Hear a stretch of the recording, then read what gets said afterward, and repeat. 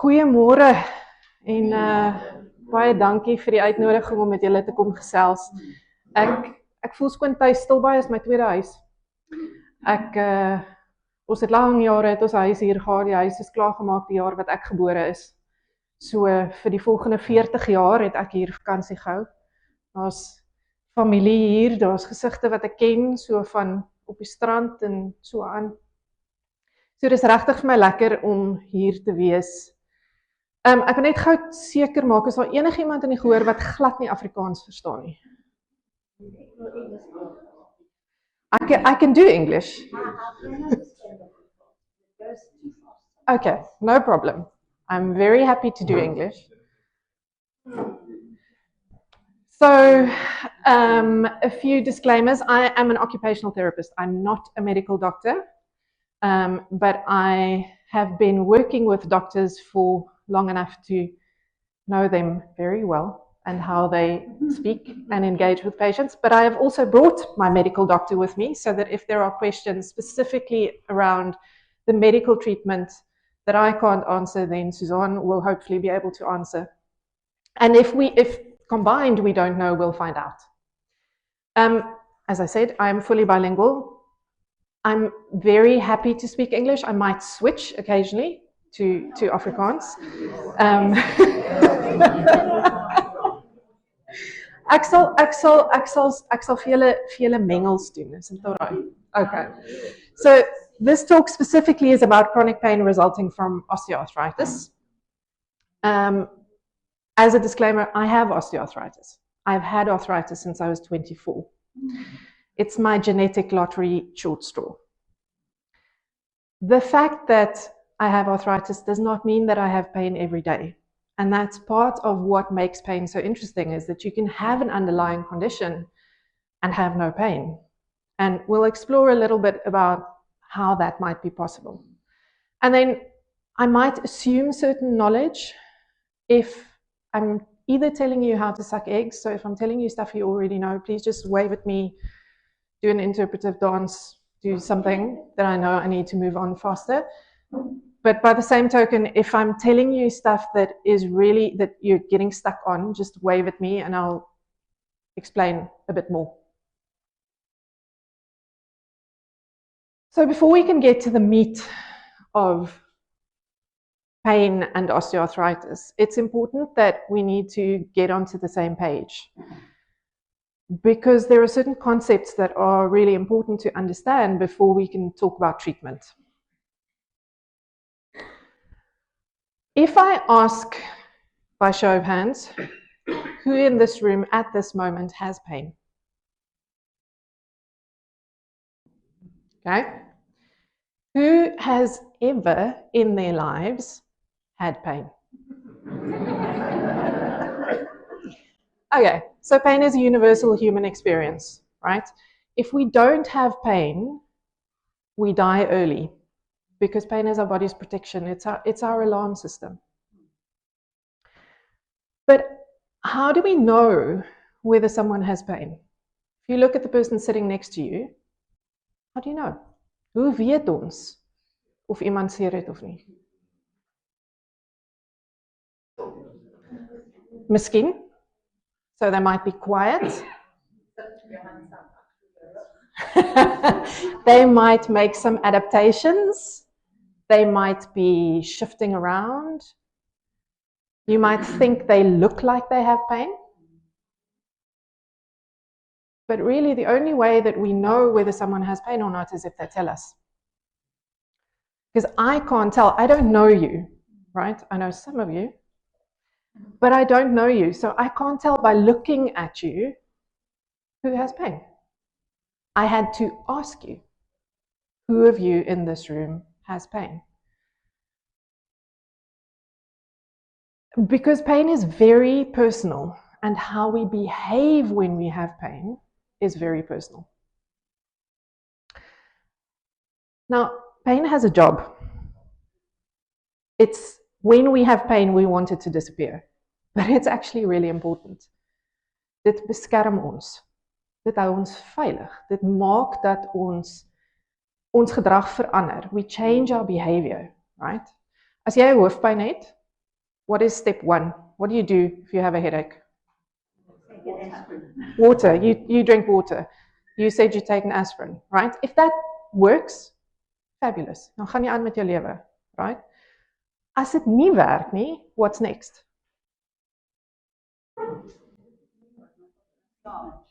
Massage, Miprodol, Genpain, Tramadol, rest, vat 'n dop. Okay, absolutely.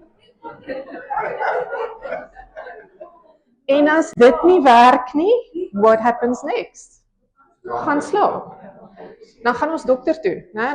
Dan gaan ons dokter toe en ons sê vir die dokter, help vir my. Ek kan nie meer self nie. Né? But there's behavior that follows pain. And it's our body's way of making us change behavior is to generate pain. To go, iets wat jy doen werk nie lekker nie, fix it. Right? Maar dan is die ander ding wat interessant is om oor te dink is, wat is die definisie van pyn? Hoe verduidelik ons vir iemand anders wat is pyn? En ek gaan vir julle die amptelike definisie gee so 'n bietjie later. Maar ons weet almal hoe dit voel, maar om dit te verduidelik vir iemand anders is dit's tricky. Jy het nie noodwendig die woorde om vir iemand te verduidelik hoe dit voel nie. En dan wonder ek of dit al ooit met julle gebeur het, dat iemand anders vir jou 'n storie vertel van wat met hulle gebeur het en hulle pyn, en jy voel dit in jou lyf. What is that about? How does that work? Ek praat altyd van my pynkuite.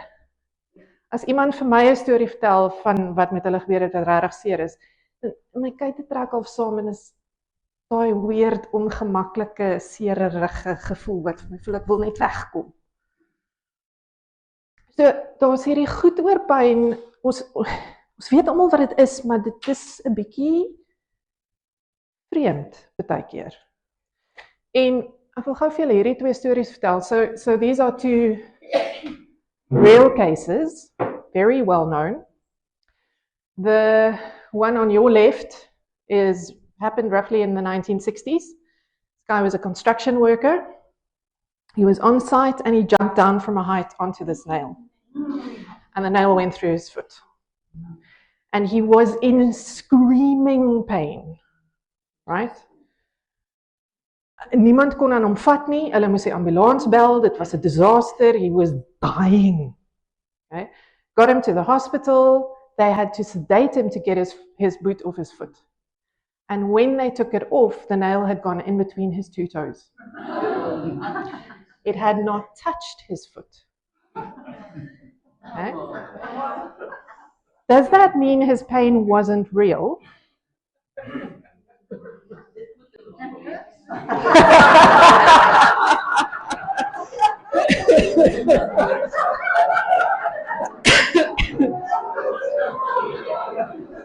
Absoluut.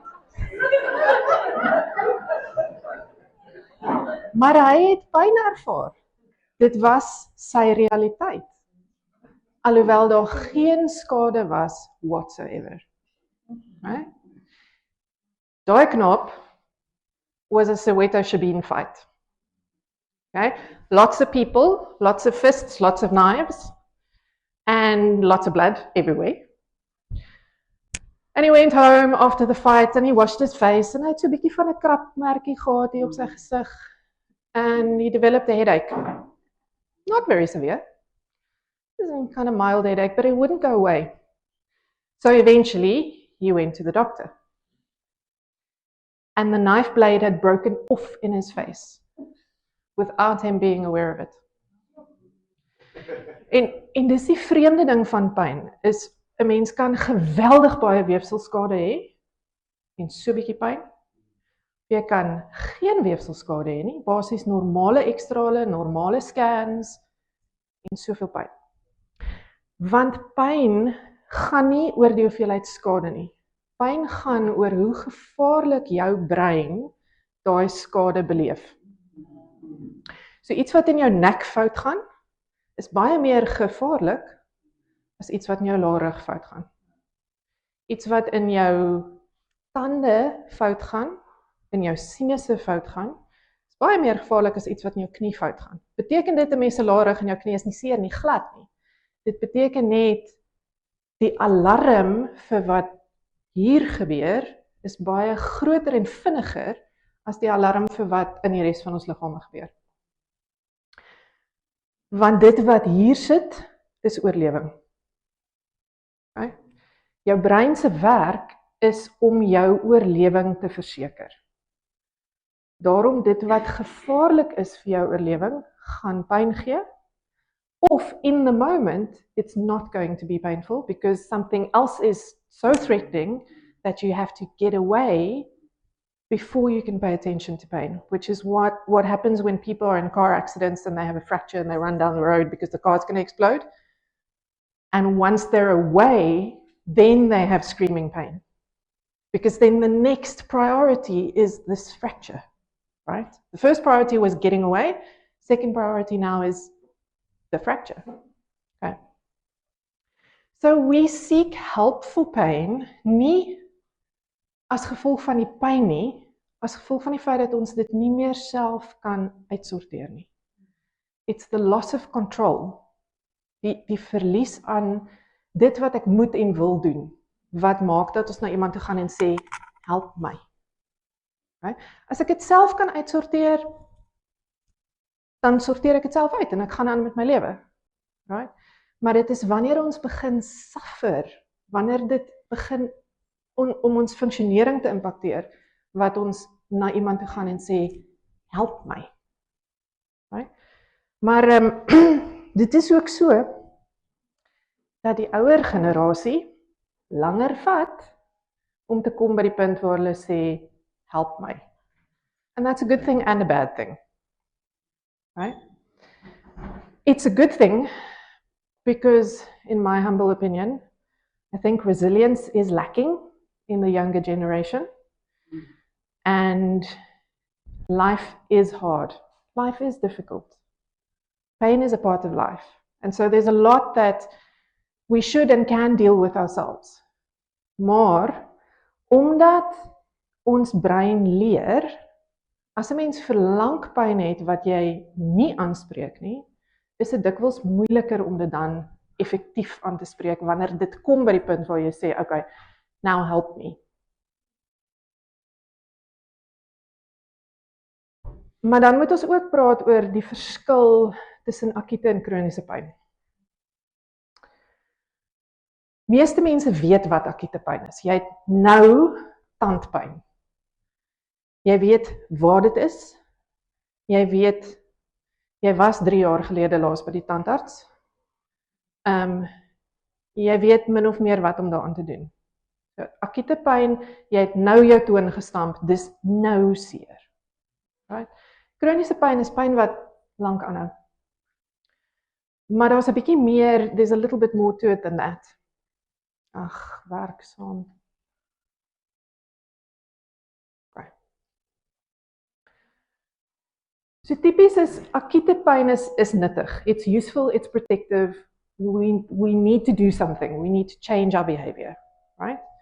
It protects us and it's typically linked to tissue healing time. So as jy jou arm breek, oor 6 weke van nou af, gaan die gips afkom, jou arm is gesond. Right? As jy jouself brand in die kombuis, ek het nou die dag gebrand, maar is pretty much weg. 2 weke, dan is daai litteken is weg. So weefsel raak teen 'n baie spesifieke tempo word dit gesond en dit verander nie.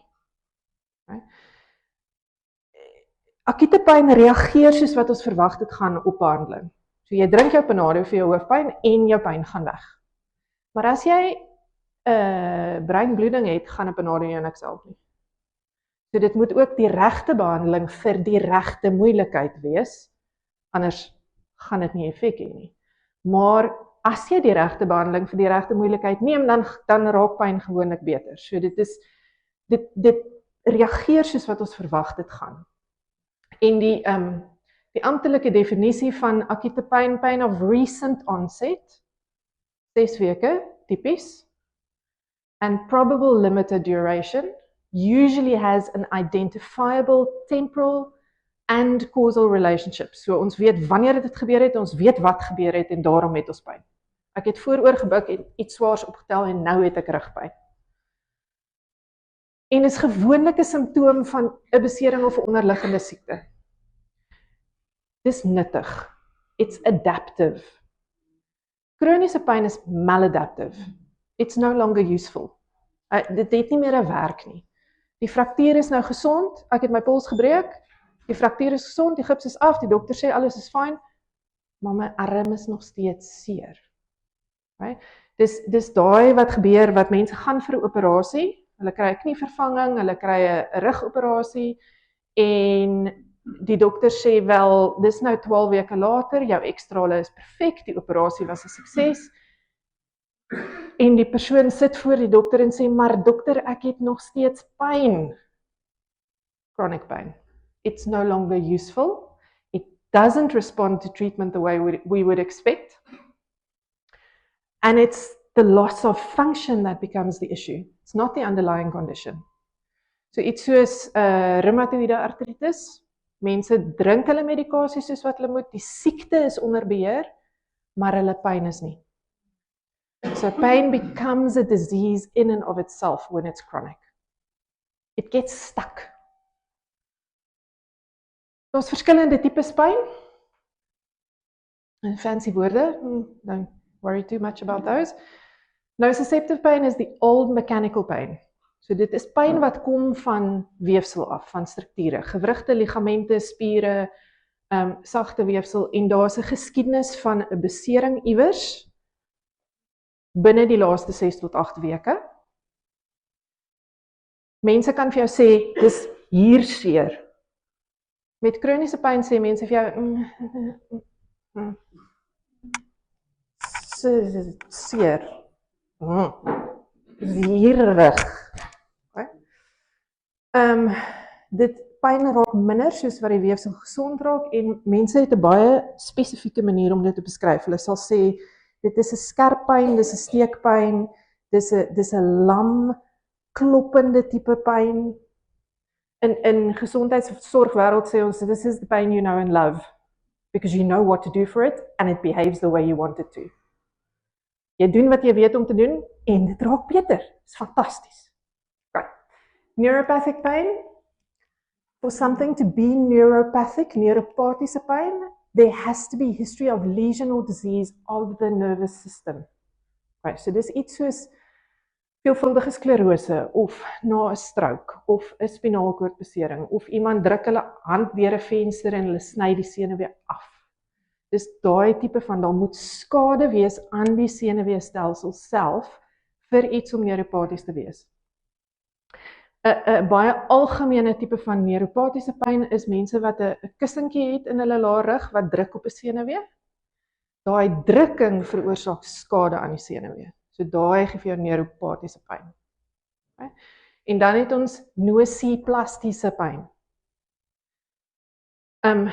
Ek is seker julle het al die konsep gehoor van neuroplastisiteit. Die brein wat leer, wat groei, wat nuwe paadjies maak. Nociplasties beteken maar net, dit is die sisteem, die pynsisteem, wat funksioneel en struktureel verander. So, hy leer. Net soos die brein, net soos die senuweestelsel, en it's not surprising because the nervous system is the main driver in pain. It's the main mover and shaker, right? So if the nervous system can learn and change and be plastic, so can our pain systems. And so one of the ways in which we describe chronic pain to people is if you think about, niemand op Stilbaai het huisalarms nie. Maar baie van julle het 'n kar met 'n alarm. Nee. En het julle al gesien as jy iewers parkeer by 'n mall of hier by die Spar en daar gaan 'n kar alarm af en daar's niemand naby nie. How does that work? It's a systems error, right?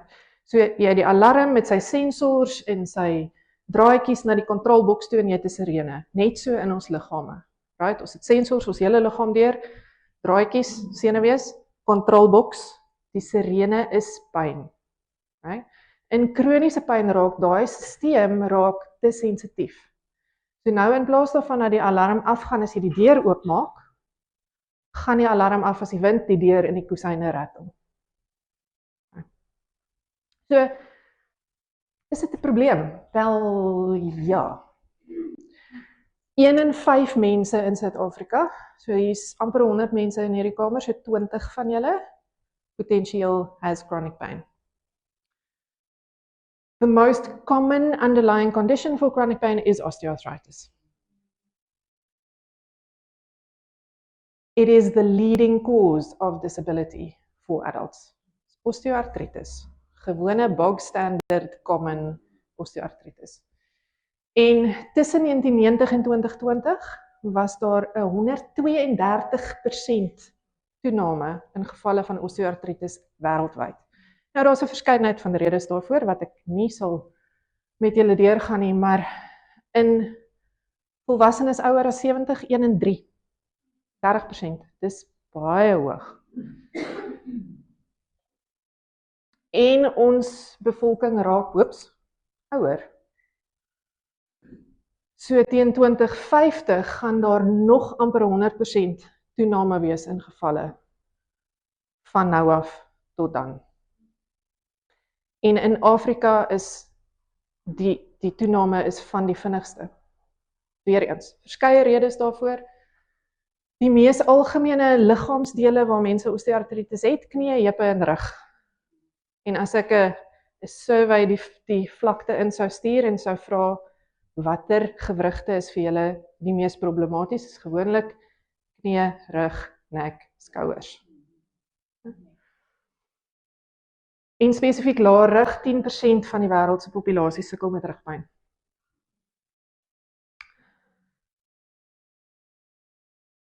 So, ons moet praat oor wat is osteoartritis. Mense gooi woorde rond asof dit lekker goed is. Osteoarthritis. I love words. Words are also part of my genetics. My oom Louis, en wat daar sit wat julle ken, my oom Louis se oom was ook Louis. Hy het 'n woordeboek geskryf, so van jy af leer ek al oor woorde en hulle betekenis. So een van die goed wat ek die meeste sê vir die mense wat saam met my werk is say what you mean and mean what you say. And so looking at words and what they mean is often useful. So osteoarthritis, osteo meaning bone, arthron meaning joint, and itis, anything with an itis is inflammation. Okay? And so osteoarthritis is essentially inflammation of the joints. And it's caused by various things, primarily age, the genetic lottery, and how you use your joints. Okay. What happens with osteoarthritis is that the cartilage, with movement, with use, the cartilage starts wearing. It's supposed to. It's what happens to all of us.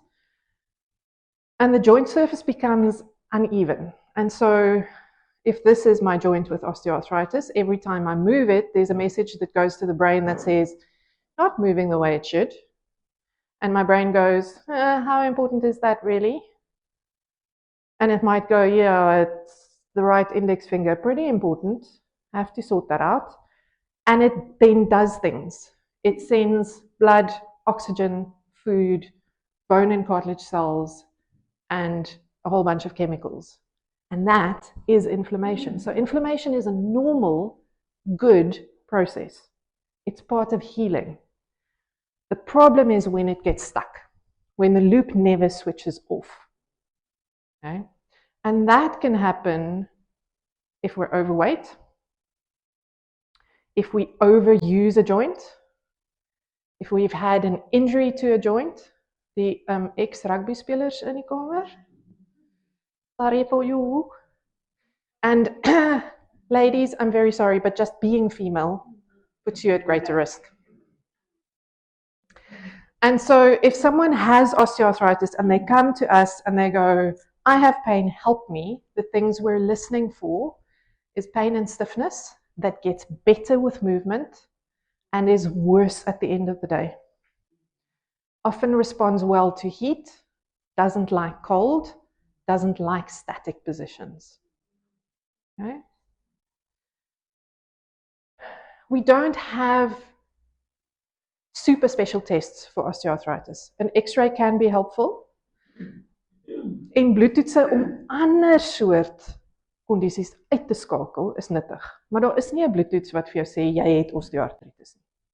Daar is wel bloedtoetse wat vir ons sê waar is jou inflammasiemerkers, daar's bloedtoetse wat vir ons sê is hierdie dalk eerder 'n reumatoïde artritis of 'n gout as wat dit osteoartritis is. Maar nou is die vraag, ek het aan die begin gesê ek het osteoartritis, soos wat ek hier staan, het ek 2 gewrigte wat seer is. But that's it. En dit pla my nie reg nie.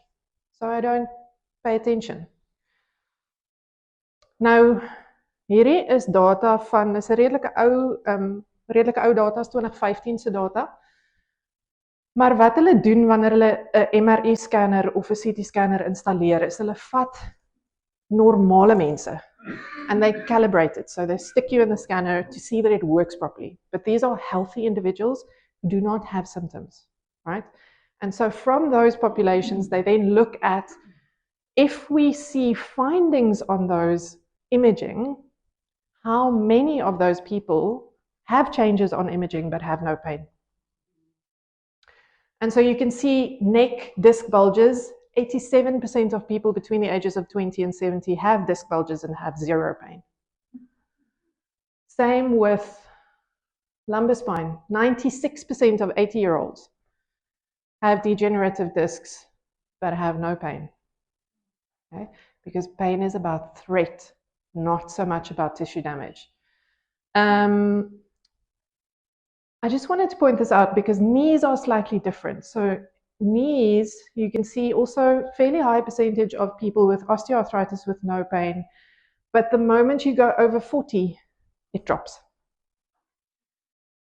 So osteoarthritis of the knee in over 40s is often symptomatic.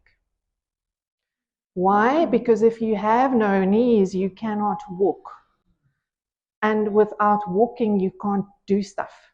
So in terms of hierarchy of importance, knees are kind of important. Okay? So they take up more brain space. This is just another way of showing this, but everyone in the red block, so the over 50s, you can see the top line, this degeneration, right? Which is a very common finding on MRI scans that people get very upset en ontsteld oor. Die dokter sê ek het diskus degenerasie. Well, yes, but so do 80% of the population and they have no pain. So the fact that you have changes on imaging does not necessarily mean you have pain. And so it's important when we listen to a patient's story, if we send them for imaging, that we go, does the imaging fit the story? Want ons moet die pasiënt behandel, ons behandel nie die scan nie. Behandel nie die prentjies nie. Right?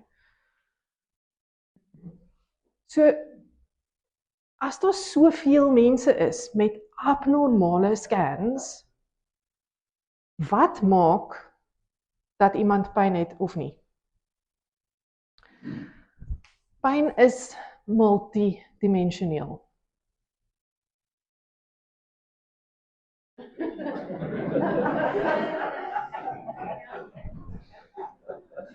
I had to, I'm sorry.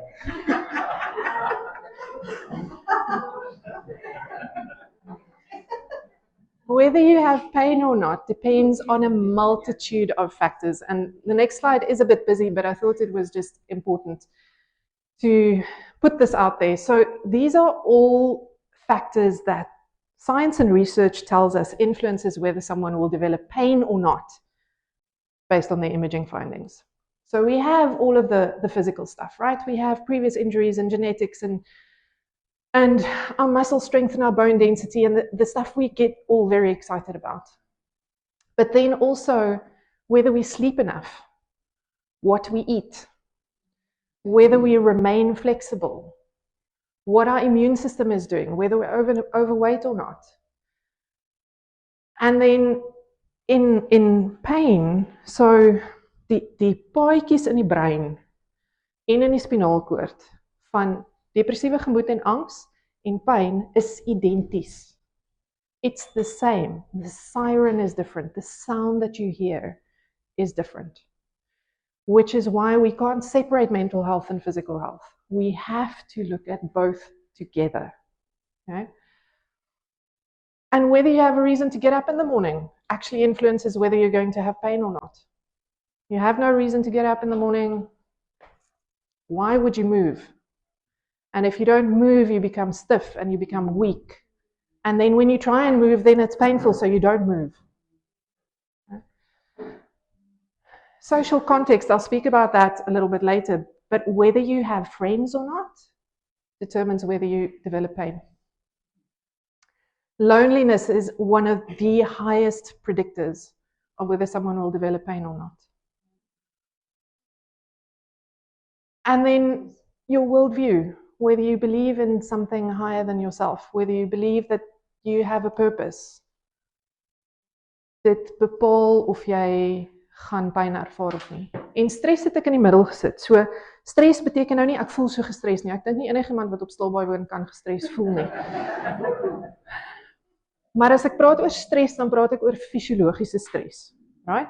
So wanneer die liggaam se sisteme, watter sisteem ook al, oorweldig word deur die lading, which can be something as stupid as becoming dehydrated.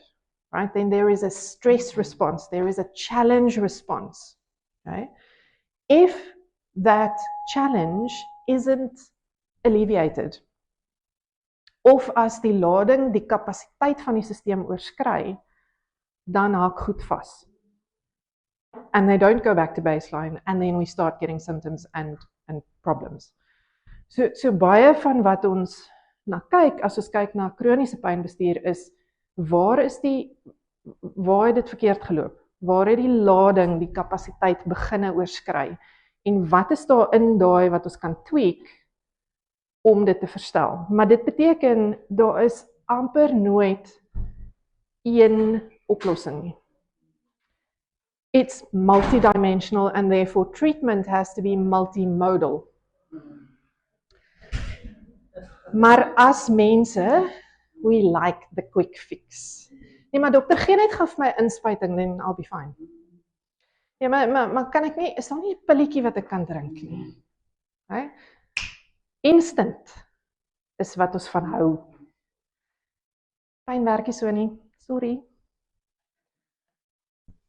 Wanneer ons kyk na 'n pynplan, dan moet ons kyk na al die verskillende komponente wat vir die individu in sy toolbox of haar toolbox moet gaan. En dit gaan anders lyk vir elke persoon. En oorwegend is daar 4 kategorieë van behandeling. So ons het ons fisiese behandelings, pille, prosedures, operasies, daai tipe van goed. Dan het ons meer ons sielkundige behandelings. Die pille val hieronder. Ek het myself nou weer spreek. Fisies, wat ek bedoel met fisies is oefening, is fisioterapie, is pilates, yoga, al die body interventions. Alright? Maar as mens kyk na daai, is daar's aktiewe en passiewe strategieë. So daar's goed wat ek self kan doen, en dan is daar goed wat iemand aan my doen. En ons het dikwels albei nodig. So daar's beginsels. En my doel hiermee is sodat wanneer jy na 'n dokter of 'n terapeut toe gaan, jy 'n raamwerk het in jou kop, dat jy kan sê, okay, maar is die behandeling wat hier voorgestel word, does it tick the boxes? Is hierdie 'n goeie opsie vir die tipe pyn wat ek beleef? So,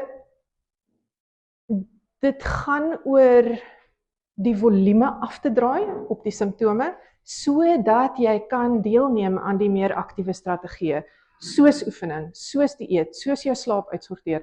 Want if you're in screaming pain, you can't listen to anyone. Okay?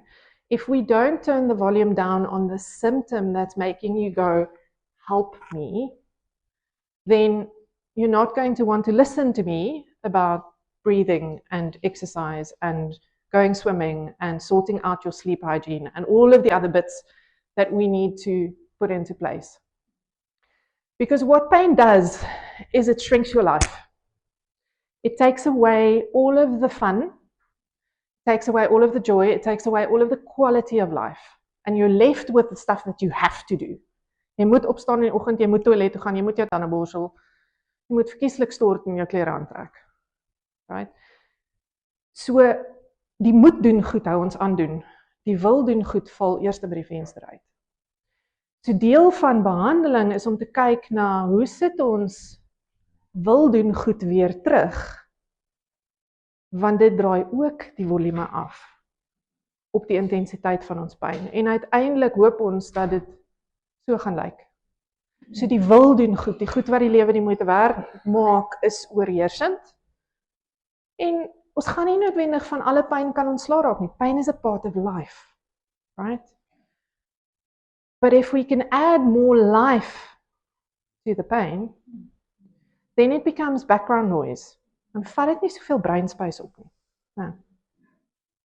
Okay, so kom ons kyk gou na medikasie.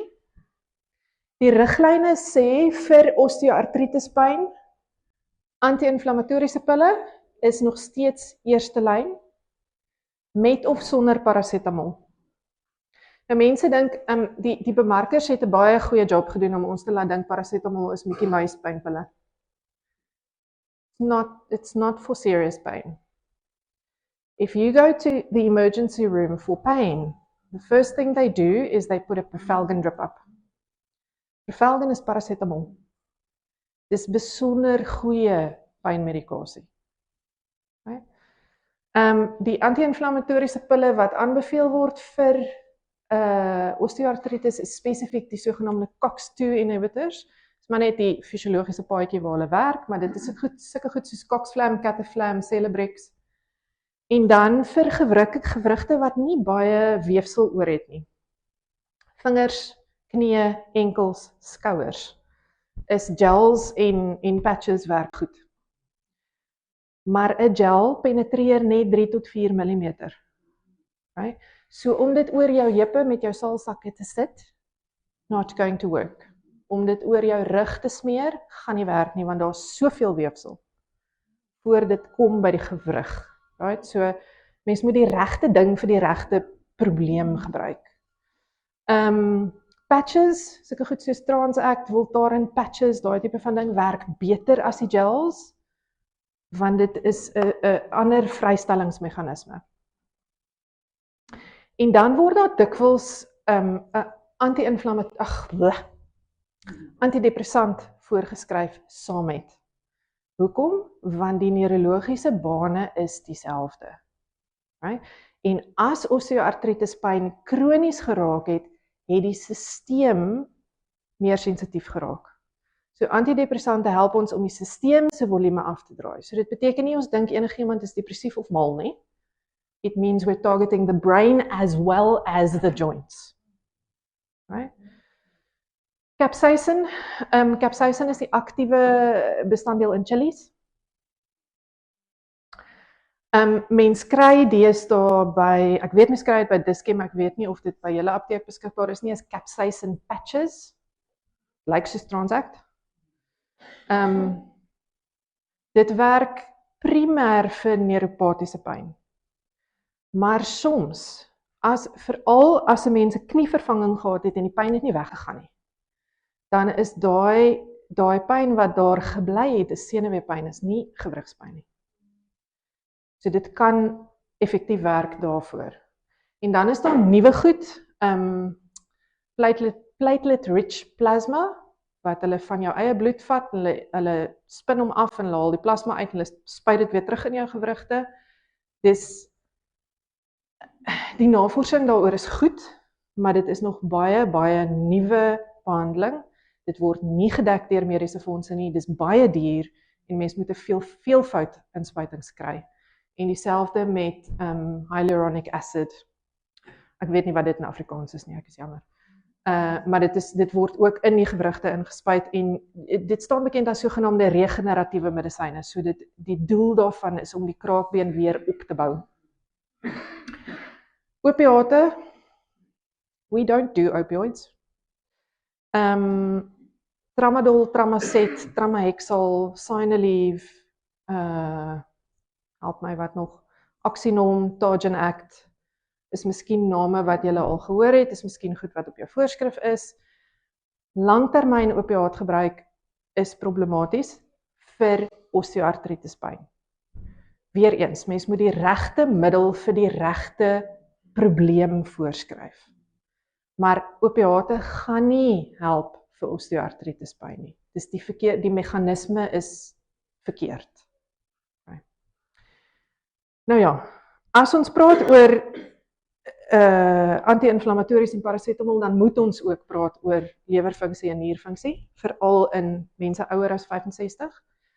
Paracetamol is veilig vir ouer 65s op 'n maksimum dosis van 3,25 gram per dag. So dis 2-3 keer 'n dag basis. Okay. Paracetamol word in die lewer gemetaboliseer. Dit beteken as jy die veilige dosis oorskry, kan dit lei tot lewermoeilikheid. En anti-inflammatoriese middels word in die niere verwerk en uitgeskei.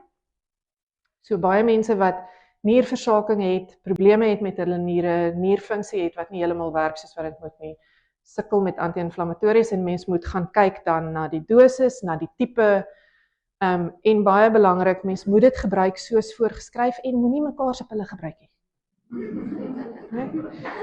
Die pasiënte kom gereeld by my, dan sê hulle vir my, o, maar ek het my suster het nog van daai oorgehad, so ek het sommer daarvan gebruik. Nee, kan nie te doen nie. Nee. Okay. Daar is baie goeie natuurlike middels en aanvullings wat 'n mens kan gebruik wat regtig daar goeie navorsing oor is. Omega-3 visolie. Né? As jy nie hou van die kapsules nie, blikkie sardientjies. Goeie kos, relatief goedkoop. Curcumin is borrie, maar moet nou nie almal gaan curry maak vir middagete nie. Die konsentrasie wat jy in die borriepoeier wat jy in die kos sit kan inkry is so bietjie. So jy het dit actually in kapsule vorm nodig. Boswellia is sy common naam is Indian frankincense. Die navorsing daaroor in terme van pynverligting is van die beste wat ons nou nog sien met die natuurlike middels. En dan Vitamin B, D en C en magnesium en 'n kombinasie van avokado en soja. Daar's 2 middels wat jy sonder voorskrif kan kry wat avokado en soja bevat. Die een is Piaskeldine en die ander een is Postion. En Postion het Indian frankincense ook in. Right, hoe gaan ons vir tyd? Nie goed nie. Okay. Prosedures kan chirurgies of nie chirurgies wees. Nou, in ons klinieke doen ons net nie chirurgiese prosedures. Ons doen geen chirurgie nie. Chirurgie het sy plek vir die regte probleem op die regte tyd, maar dit is nie die enigste antwoord nie. En wat so dikwels gebeur is, mense gaan na hulle GP toe met 'n pyn in 'n gewrig en die volgende stap is, ek verwys na die ortopeed toe. Nou, 'n ortopeed is 'n chirurg. Hy het 'n skalpel in sy hand. So, sy toolbox is sy skalpel. So as jy gaan hy waarskynlik vir jou chirurgie aanbied. Nou, as jy die regte ortopeed gaan sien, gaan hy nie vir jou chirurgie aanbied as jy dit nie nodig het. Maar hoe gaan jy weet? Hier is die regte een. Want daar is ortopede wat wel chirurgie aanbied of dit nodig is of nie.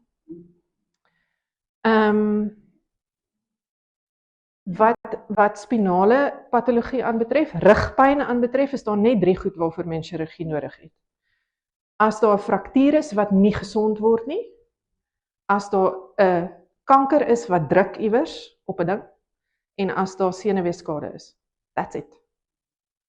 Chirurgie vir rugpyn is baie dikwels die begin van nog chirurgie en nog chirurgie en nog chirurgie. Right? Want wat gebeur is ons verander die biomechanika van die wervelkolom. So nou gaan die volgende vlak gaan moeilikheid ontwikkel, dan maak ons daai een vas, dan gaan die volgende vlak moeilikheid ontwikkel, dan maak ons nee, okay. Right.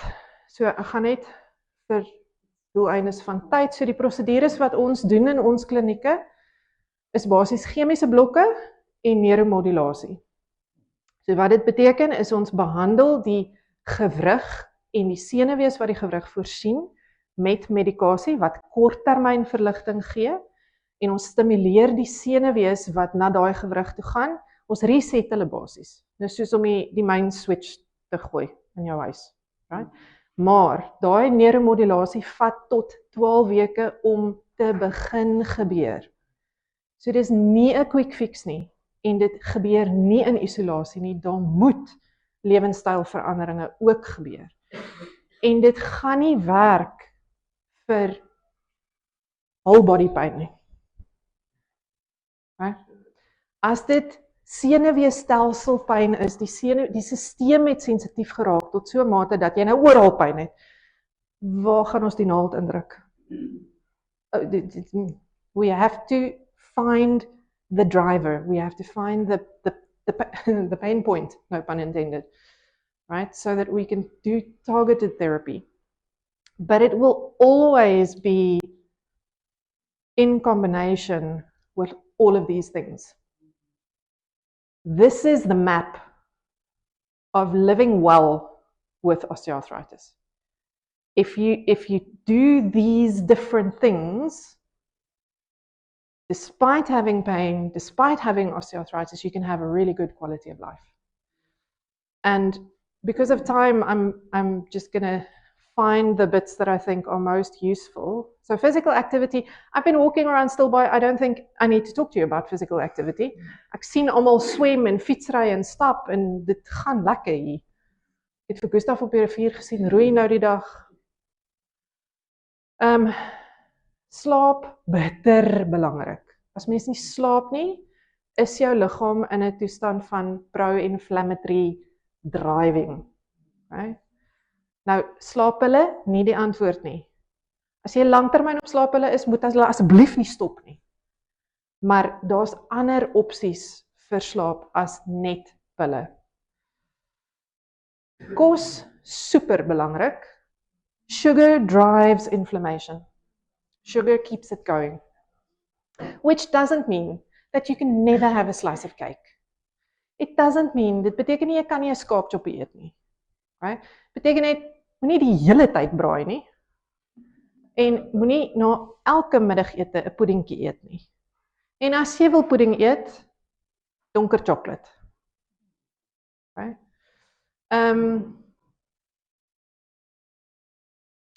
My ouma het altyd gesê, a little of what you like. Okay?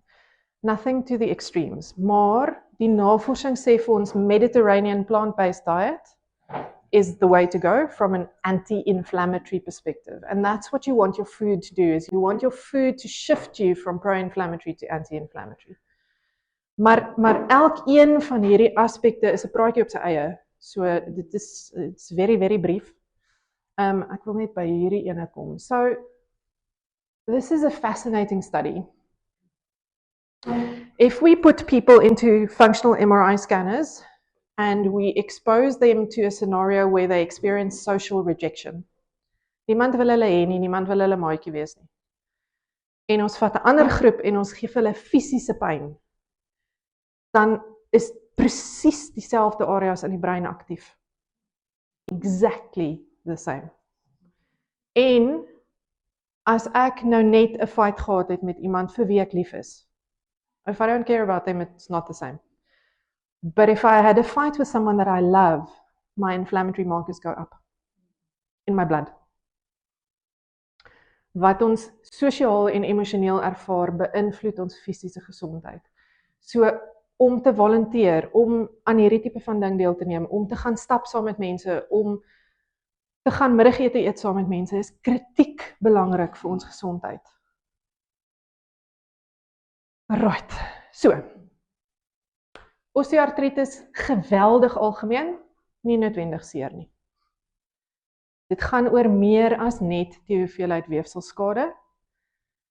Lewenstyl, kritiek belangrik. Oefen, slaap, dieet, stres, min rook, verkieslik ophou, min dop, En as jy wil dop, rooi wyn eerder as wit en harde hout eerder as rooi wyn, nie met Coke nie. Medikasie en chirurgie is nie die enigste antwoord nie, daar is ander opsies beskikbaar. And keep moving. As jy alles vergeet, keep moving.